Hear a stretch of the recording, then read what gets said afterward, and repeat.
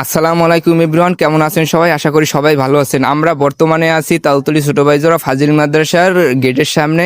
আমরা জানতে পেরেছি যে আজকে নাকি মাদ্রাসায় ক্লাস হচ্ছে না, তবে কিসের কারণে ক্লাস হচ্ছে না আমরা ভিতরে গিয়ে স্টুডেন্টের কাছে সাক্ষাৎকার নিয়ে এটা এই জানার চেষ্টা করব। আপনারা সাথেই থাকুন আমাদের।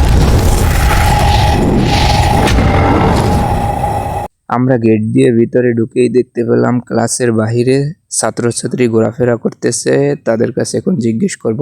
জি, আমি ছোট ভাইজোড়া সালিয়া ফাজিল মাদ্রাসার ফাজিল প্রথম বর্ষের ছাত্র আপনার নাম? মোহাম্মদ ইউসুফ। এই যে দেখতেছি স্টুডেন্ট বাহিরে ঘোরাফেরা করতেছে, আপনাদের কি ক্লাস চলে না? এখন তো বাজে যে প্রায় 11টা। আপনাদের তো 10টায় ক্লাস আরম্ভ হওয়ার কথা, এখনো পর্যন্ত ক্লাস আরম্ভ হয়নি না?